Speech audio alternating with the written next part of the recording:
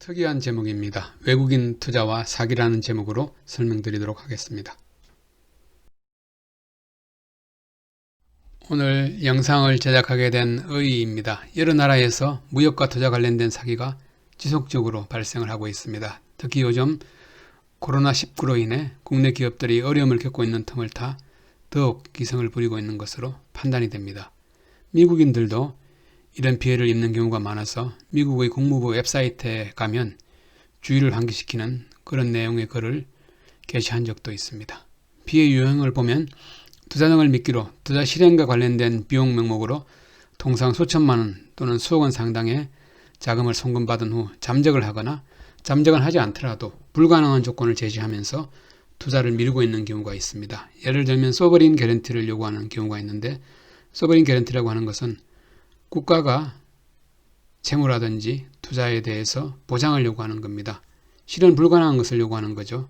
국가가 보증을 서려면 국회의 동의를 거쳐서 가능한 것인데, 지금 현재 상태로서 민간 기업에 대해서 국가가 보증을 설 수는 없는 상황입니다. 1960년대 박정희 대통령 시대에 민간 기업들이 차관을 들여올 때 국가가 보증을 선 적은 있지만, 지금 현재는 가능하지 않은 조건을 제시하고 이런 조건을 충족시키지 못하기 때문에 내가 미리 투자 관련 비용을 받았지만 실제로 투자 이행을 못하고 있다, 이렇게 버티는 사례도 본 적이 있습니다.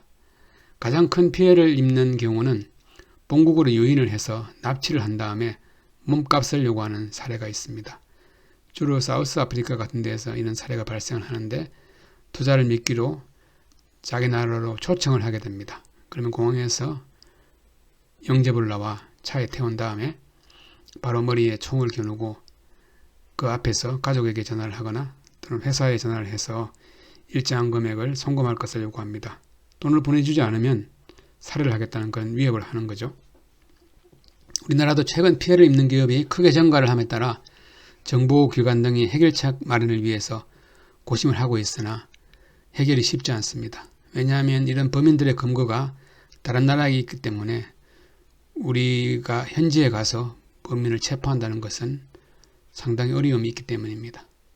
특히 현재 사업자금 부족으로 어려움을 겪고 있는 그런 기업들이 많이 있는데, 이런 기업일수록 투자 제안을 받게 되면 신뢰하는 경향이 있습니다. 그래서 사실이 아닐 가능성이 높으니 조심하라는 경고를 하게 되면 무슨 근거로 그렇게 부정적으로 보느냐며 화를 내는 경우도 종종 있습니다.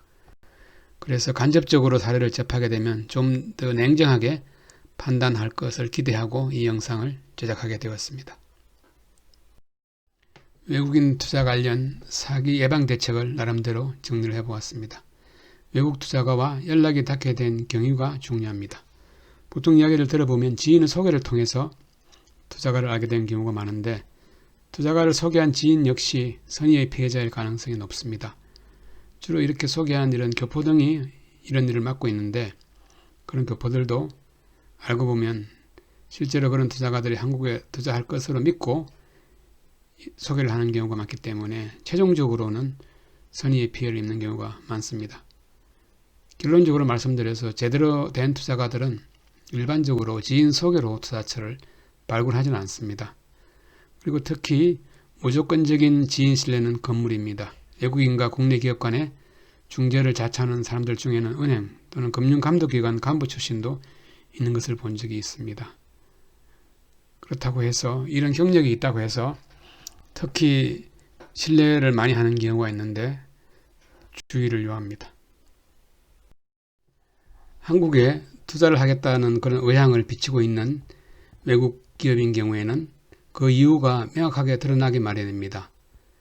예를 들어 보면 한국의 상품이나 제품을 수출하고 있는 기업인 경우에 한국에 진출할 이유가 충분히 있는 거죠.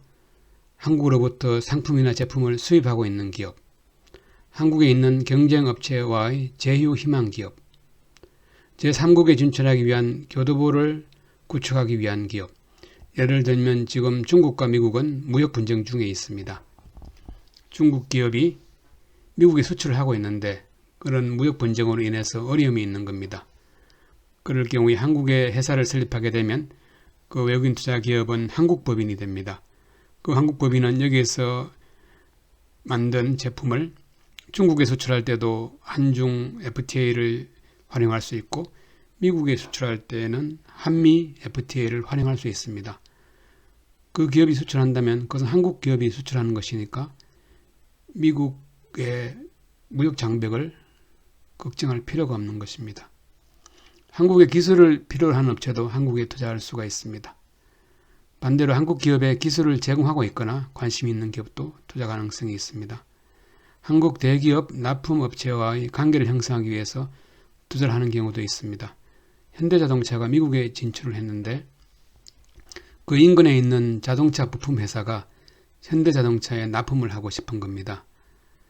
그런데 신규로 이런 거래처를 발굴한다는 것이 생각처럼 그렇게 쉽지는 않습니다. 그런 경우에 방법을 찾다가 미국에 있는 자동차 부품 회사들이 한국에서 현대자동차에 부품을 납품하고 있는 그런 업체를 찾게 됩니다. 그러면 그런 회사를 찾아와서 합작을 하자는 거죠. 마침 한국에 있는 그런 회사가 공장 규모를 늘리게 될 때 추가로 투자를 하는 겁니다. 그렇게 되면 한국 파트너와 관계를 이용해서 미국 현지에서 현대자동차에 납품할 수 있는 그런 기회가 생길 수 있다고 보는 거죠. 얼마든지 기업들은 이런 관계를 맺어가면서 그런 거래처를 발굴할 수도 있습니다. 또 중요한 것 중에 하나가 신뢰할 만한 한국 파트너가 있는 경우에 누구나 아는 그런 유명한 한국 기업이 외국으로부터 투자를 받는다면 그것은 충분히 투자할 사유가 있겠구나 믿게 될 겁니다. 그리고 스타트업에 투자하는 경우도 마찬가지입니다. 생각보다 한국에 유망한 스타트업이 많습니다.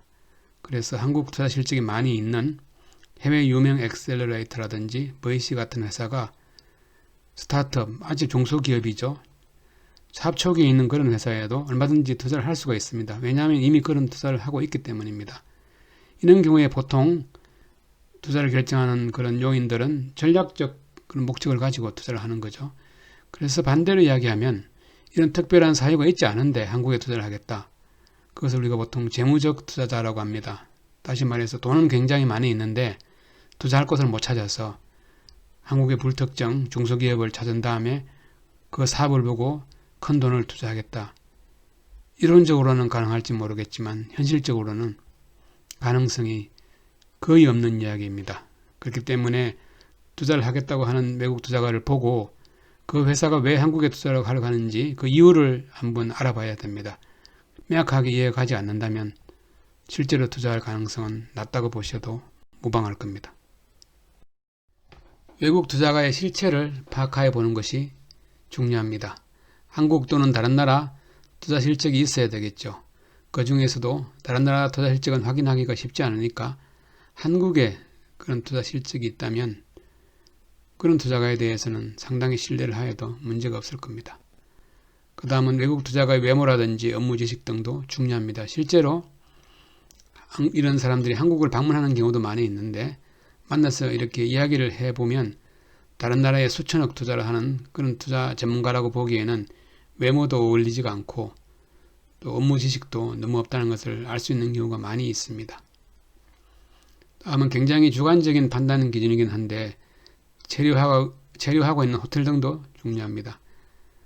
큰 투자를 한다는 투자가가 한국에 와서 체류하고 있는 호텔이 너무 저렴하다든지 또는 아주 비싼 호텔도 이상한 점이 있다고 볼 수 있습니다. 실제로 한국의 스위트룸에 제재를 하면서 하루에 200만 원 정도 하는 그런 호텔에 열흘 또 막 이렇게 체류하면서 다수의 한국 기업을 상대로 투자를 하겠다고 미리 돈을 챙기고 투자를 하지 않는 그런 경우를 본 적도 있습니다.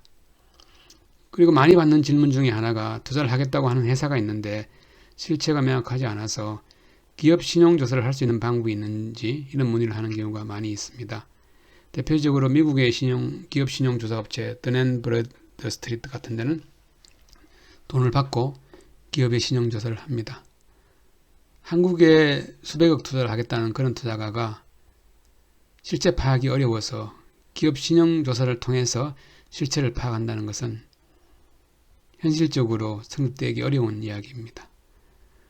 적어도 한국에 100억, 200억 이렇게 투자를 한다고 하는 그런 투자가가 있는 경우에 홈페이지 운영 현황이라든지 인터넷을 검색하면 명확하게 실체가 나오기 마련입니다.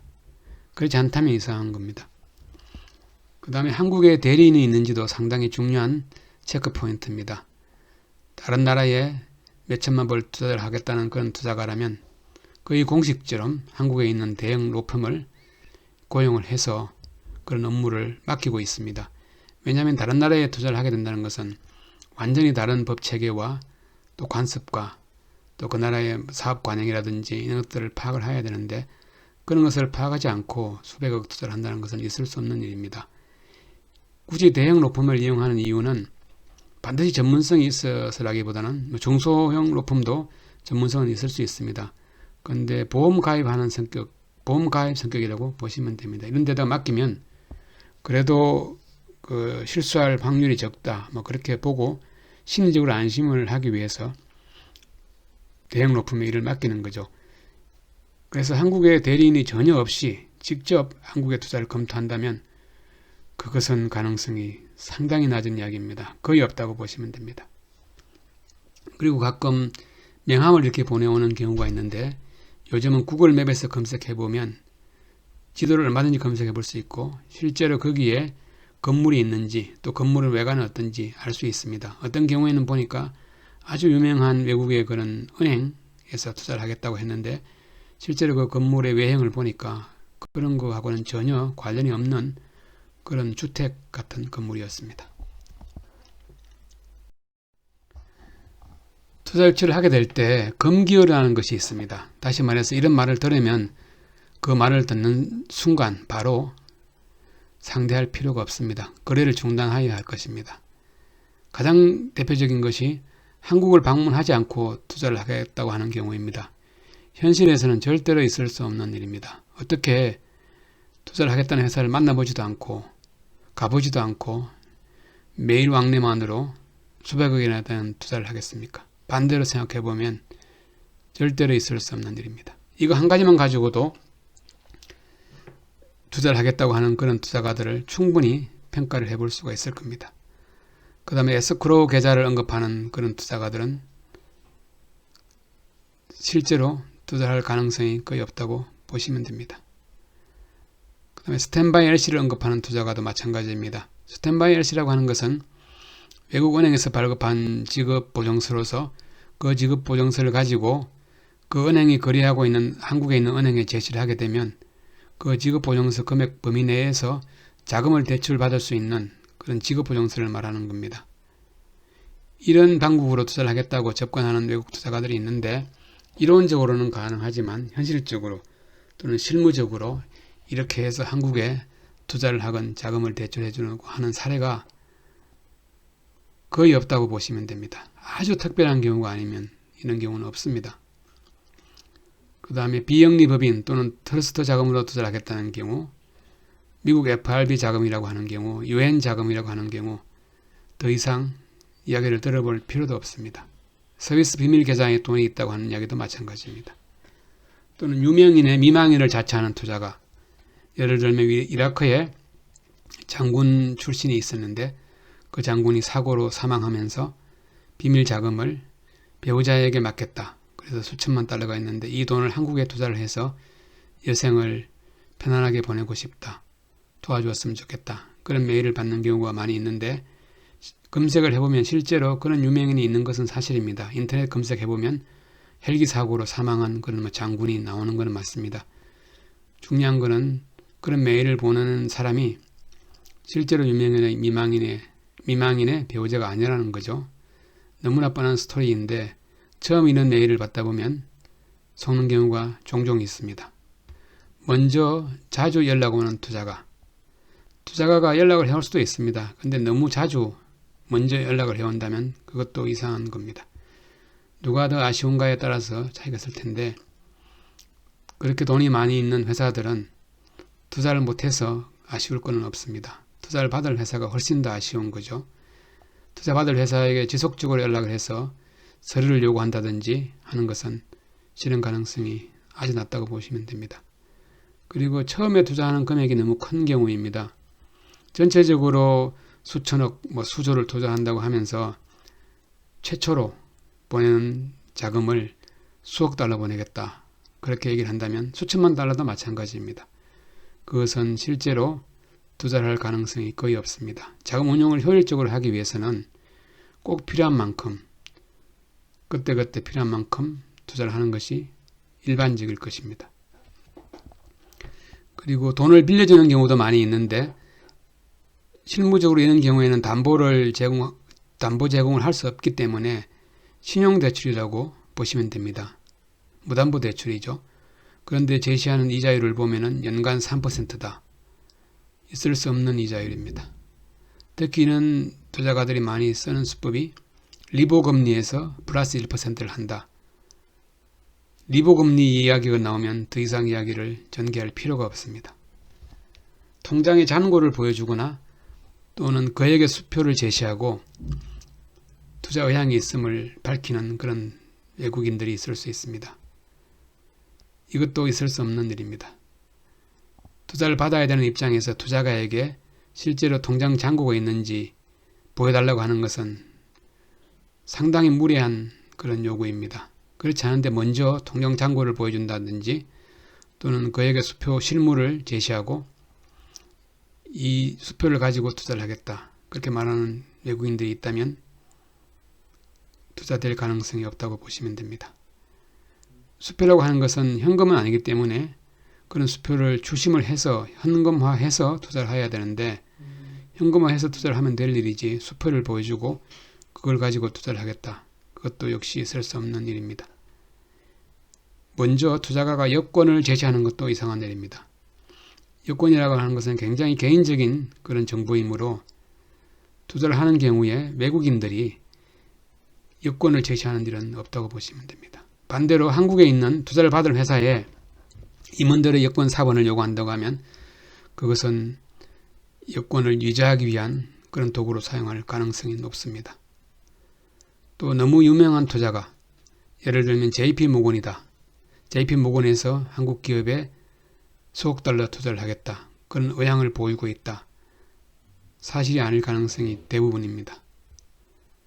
특히 중요한 것 중에 하나가 외국 투자가들이 한국 기업에 투자를 하겠다고 하면서 실사를 하지 않는 것입니다. 실사는 듀 딜리전스라고 하는 것으로 투자를 받을 회사가 투자 전에 어떤 장부에 잡히지 않은 부채가 있는지, 또 유사한 것으로 우발부채라는 것이 있습니다. 어떤 소송 중이어서 소송에 지게 되면 큰 돈을 물어주게 될 경우, 대표적으로 다른 것들도 다 조사를 합니다만 대표적으로 이런 것들은 투자를 하기 전에 명확하게 조사를 해야 됩니다. 그래서 문제가 없을 경우에 한해서 투자가 가능하겠죠. 그렇지 않고 무턱대고 투자를 했다가는 투자를 받은 다음에 투자를 받은 회사가 빚이 많이 있어서 그런 빚을 갖고 나면 그런 회사가 파산할 가능성도 있습니다. 그런데 이런 실사를 하지 않고 한국인 회계법인을 이렇게 계약을 통해서 실사를 시키지 않고 투자를 하겠다. 실제 투자가들에게는 있을 수 없는 일입니다. 사기 예방법에 대해서 한번 제안을 한번 해보겠습니다. 절대로 하지 말아야 될 일이, 투자를 받기 전에 먼저 투자 관련된 비용을 지급하지 않아야 됩니다. 흔히 이런 투자가들이 하는 말이, 내일이면 내가 투자 자금을 몇천억 보낼 테니까 그 전에 실제로 투자를 실행하기 위해서 비용이 발생한다. 변호사도 고용을 해야 되고 송금에 필요한 절차도 거쳐야 되고, 어떤 경우에는 내가 담보 없이 돈을 빌려주는 것이니까, 또는 담보 없이 투자를 하는 것이니까 보증보험 같은 것이 필요하다. 그래서 그런 상품에 가입하기 위해서 돈이 몇만 달러가 필요하다. 그래서 돈을 먼저 보내주었으면 좋겠다. 절대로 돈을 보내면 안 되겠습니다. 먼저 투자를 받은 다음 관련 비용을 송금하겠다고 제안을 할 수 있습니다. 이것에 대해서 믿지 못한다고 먼저 돈을 달라고 한다는 것은 그것도 있을 수 없는 이야기입니다. 어떻게 수백억 돈을 투자하면서 그 다음날 돈을 투자받은 다음에 비용을 송금하겠다고 하면, 그걸 믿지 못한다면 어떻게 투자를 하겠습니까? 그리고 정말로 이런 비용이 필요하다면, 또 정말로 투자가라면 이렇게 하지 않을 겁니다. 예를 들면 100만 원이라는 돈을 투자할 경우에 거기에서 발생하는 비용이 10만 원이라고 한다면 실제로 투자하는 금액은 100만 원이라고 기표를 하고 비용을 공제한 다음에 90만 원을 보내겠죠. 보통 은행들이 그렇게 하고 있지 않습니까? 우리가 대출을 받으면 그 대출과 관련해서 발생하는 비용을 차감하고 돈을 보내고 나의 그 부채 금액은 100만 원이 되는 거죠. 굳이 이렇게 큰 돈을 투자하겠다고 하는 그런 투자가가 있는데 정말로 이 투자가는 투자를 할 것처럼 보인다. 그럴 경우에는 외국인 투자기업의 부분 등록 제도를 활용해 보실 수 있습니다. 대규모 투자를 하려고 하는 투자가에게 우선 그러면 1억 원을 투자를 했으면 좋겠다. 1억 원을 투자를 받아서 그런 투자 절차를 마치게 되면 외국인 투자기업으로 등록을 할 수 있습니다. 이것을 외국인 투자기업 부분 등록이라고 하는데 이렇게 우리 기업이 외국인 투자기업으로 부분 등록이 되면 당신네 회사에서 대규모 투자를 하는 데 있어서 절차적으로 훨씬 간편하고 또 투자 자체에 대해서 신뢰를 하게 될 것이다. 그러니 우선 1억 원을 투자할 수 있겠느냐 이렇게 제안을 해보시기 바랍니다. 그 다음에 중요한 것은 일단 대꾸하지 않기입니다. 초기에 말려드는 사람들의 이야기를 들어보면 우리 보고 투자를 하라고 하는 것이 아니고 자기가 투자를 하겠다고 하는데 아무 위험이 없지 않습니까? 그래서 이야기는 한번 들어보자.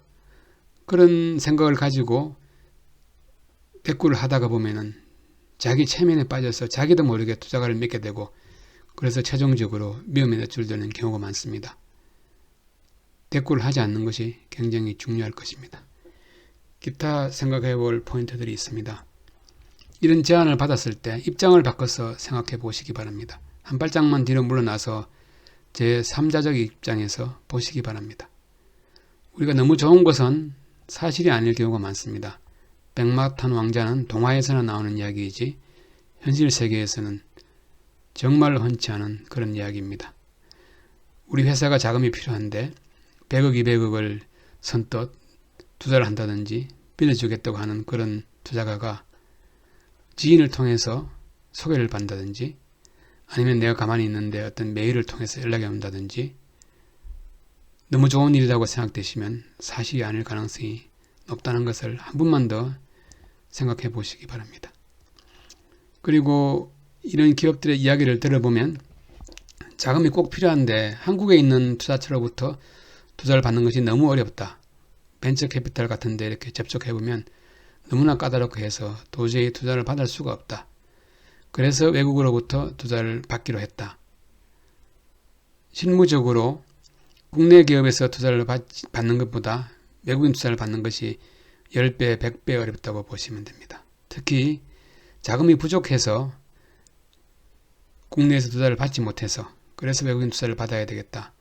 그것은 성립할 수 없는 이야기입니다. 훨씬 더 어렵습니다. 그런데 외국에서 투자를 받을 수 있는 또 받는 이유 중에 하나가 앞에서 설명드렸습니다만 자금 때문이 아니라 외국에 있는 어느 투자가가 있습니다. 그 회사로부터 우리 회사가 투자를 받는다면 자금은 내가 그래도 뭐 여유가 있지만 투자를 받으면 그 회사를 이용해서 그 나라에서 우리 회사 이런 제품을 판매하는 데 도움이 된다. 그런 경우에 그런 관계를 맺기 위해서 투자를 받는 경우 이것처럼 특별한 이유가 있어야 된다는 겁니다. 그리고 외국 투자가가 어디에 소재하고 있는지도 중요한 포인트가 됩니다.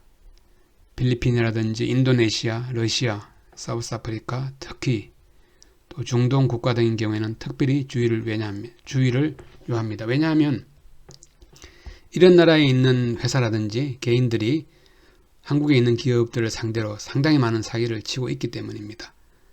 또 이런 회사들은 실제로 어느 정도 규모가 있는 그런 투자를 한국에 하는 나라가 아닙니다. 그래서 더욱 조심을 해야 될 그런 나라라고 보시면 되겠습니다.